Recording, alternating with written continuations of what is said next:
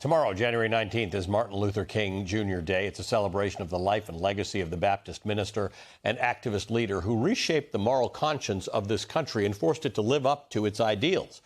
Dr. King was the driving force behind the civil rights movement, urging Americans to speak out against injustice and rally for the dignity and humanity of all people, a message that is sadly as timely and resonant today as it was in the 1960s. King led thousands in multiple marches protesting the Jim Crow South and the systematic disenfranchisement of black Americans in the 1960s. In 1963, he led an estimated 260,000 people in the March on Washington for Jobs and Freedom to demand fair wages, jobs, voting rights, and equal housing for black Americans. His movement sparked lunch counter sit-ins, bus boycotts, and ordinary Americans of all colors and creeds putting their bodies on the line, not just for themselves, but for their neighbors and their fellow Americans.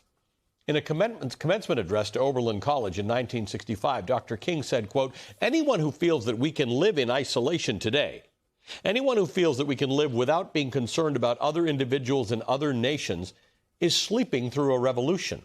The world in which we live is geographically one. The great challenge now is to make it one in terms of brotherhood," end quote.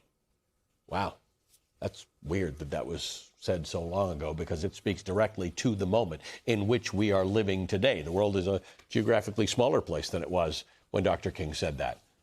And none of us can live in isolation from what's happening right now in cities across America, where the Trump administration has deployed thousands of federal agents in an aggressive campaign that targets immigrants and increasingly American citizens who care about them as neighbors.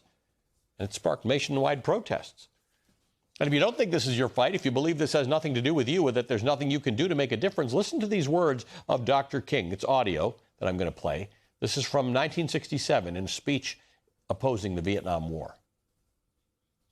Beyond the calling of race, a nation, a creed, is this vocation of sonship and brotherhood. We are called to speak for the weak, for the voiceless, for the victims of our nation, for those it calls enemy. For no document from human hands can make these humans any less our brothers. No document from human hands can make these humans any less our brothers. When we follow Dr. King's call and we come together as a nation to take a united stance against injustice, it can lead to real systemic change. History has demonstrated that because of Dr. King and because of all the millions who joined him and supported him. The Civil Rights Act of 1964 became law, the first legislation of its kind outlawing discrimination based on race, colors, religion, sex, or national origin. It outlawed segregation in public spaces, in schools and workplaces. It removed barriers to voter registration. Dr. King's movement also led to the passage of the Voting Rights Act of 1965, banning discriminatory voting practices like literacy tests and poll taxes, providing for federal oversight, and allowing discriminatory laws to be legally challenged. But for some transformations to happen again today, we must once again take a united stance against injustice. Dr. King warned, quote, "The ultimate tragedy is not the oppression and cruelty by the bad people, but the silence over that by the good people." Dr. King's son, Martin Luther King III, and his daughter-in-law, Andrea Waters King, join me right after this break. All right, I'm joined now by the civil rights advocates and the son and daughter-in-law of Dr. Martin Luther King III, and Andrea Waters King. Mr. King is the co-founder and chairman of the Drum Major Institute, a nonprofit think tank and community action group founded in 1961. Andrea Waters King serves as its president. They both co-founded Realize the Dream, a service-oriented movement, and they host the podcast, My Legacy. It's great to see you both again. Thank you for being with us. Thank you. We have for so many years, when we've talked on this day or tomorrow, we've talked about the service-oriented nature, which is, sort of the following in your father's dream of what a great civil society looks like. I feel like we've rolled back. I feel now we are talking about the very things he was actually in at that time, these protests, the use of government force against the American citizenry, the idea that even if it's not happening to me, I have to go out and protect my neighbors. This feels like a different moment for us. Well, certainly it is a different moment because every year it felt like we were at least advancing, even if it was a slight advancement. Now it does feel like we're going backward. The fact that the Voting Rights Act and Section 2 in particular potentially will be eviscerated. The Supreme Court shortly will be making that decision. That's a sad commentary in a nation that purports to be a democratic nation, and voting is one of the most important things that we have to be able to do, and yet it's still challenging where districts are being gerrymandered. It's a complicated situation, and so the question is, how do we move the nation forward, and in a civil way? Because unfortunately, civility is being removed out of the political discourse. We got to bring civility back, for one thing.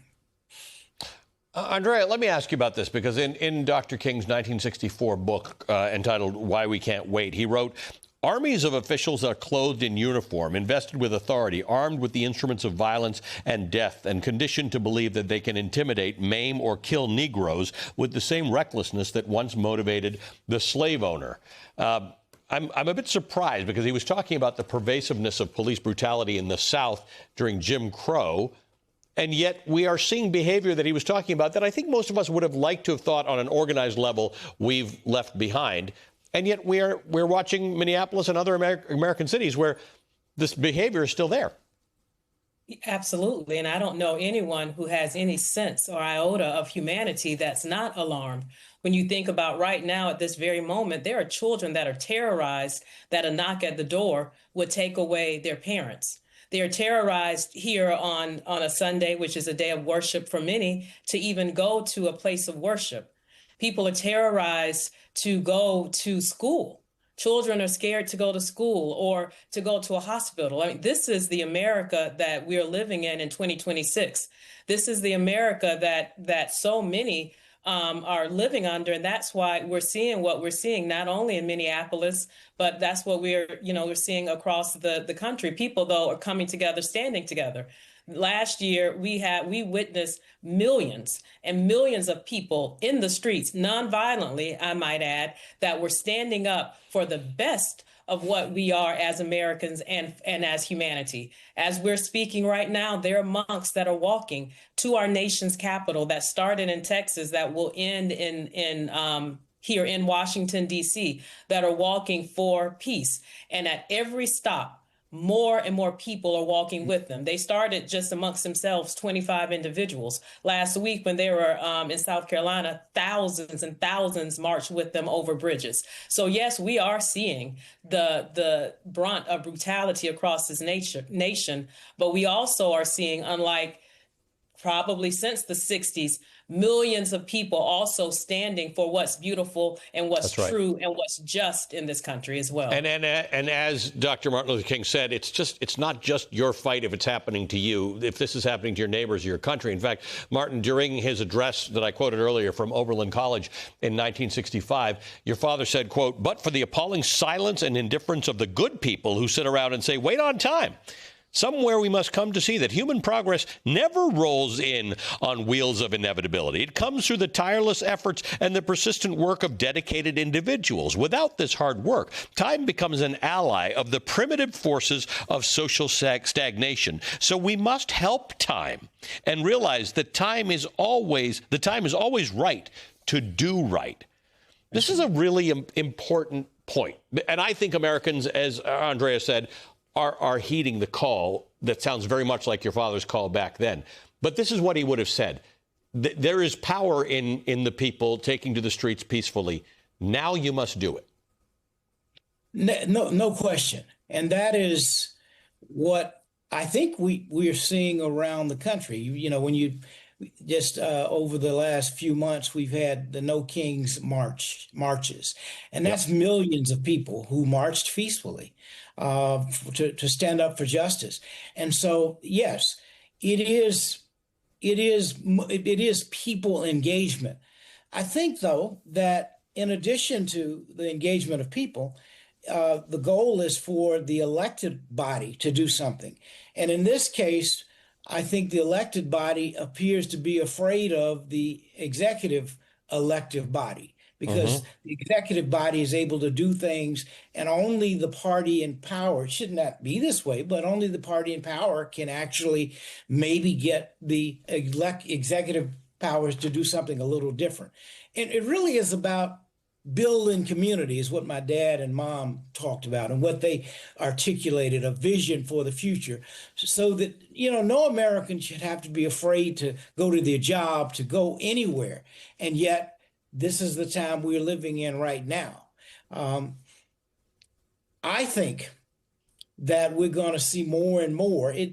Some would say it may get worse before it gets better. Well, our job, meaning Andre and I and others, is to create a consciousness so that something positive can happen, as opposed to negative things continue to happen. I do believe that we can see a difference, and we will, but we have to stay really on the battlefield in a nonviolent, constructive way. And I have to say, we're seeing a lot of it. I would love to see it of the scale that you were describing. But boy, around the country, it is sometimes, Andrea, it's sometimes small groups of people. I will say this. You both are activists for a long time. Activism often comes with a high cost. For Dr. King, it was his life. There are now people who are both activated and ready to go out, and now more fearful than they have been in a long time, particularly because of what happened in Minneapolis. What's your message, Andrea, to people who are both motivated and fearful right now? That both justice demands endurance and love demands endurance. I think that we are at a point where none of us can no longer be neutral, and we really are looking at a battle for the soul of America. But we talk a lot about in our home about this whole battle between the two wolves. And so, there's a wolf that's full of anger and hatred and division. And then there's a wolf that's full of love and peace and justice. And, a little girl asks her grandmother and says, look, there's a battle going on inside of me. Which wolf is going to win? Will you tell me what to do? And the grandmother said, it's the wolf that we feed. We have to decide every day, are we going to feed as individuals and as a nation? Are we going to feed the wolves of more anger, more division, more bitterness? Or are we going to feed the wolf of Martin Luther King Jr. and Coretta Scott King, of peace and love and justice, of that's what's righteous and what's true and what's beautiful? And then we also have to remember that when we're on that side, that, God, in whatever way that you call he or she, is always on the side of the oppressed, that we are on the side of what's right and what's just for all. And when you're standing within that fear that you feel finds a way to be fueled into love, and it goes away because you understand. Never ask who the bell, what is it that the bell tolls? It tolls for whom the bell tolls, yeah. That's right, exactly. So that once we're standing together, and that you're standing for that which is right and what's just and what's pure and what's true, that you are on the side of right in ways in which we truly won't know or understand. We will be given direction, and that you will truly begin to realize the dream.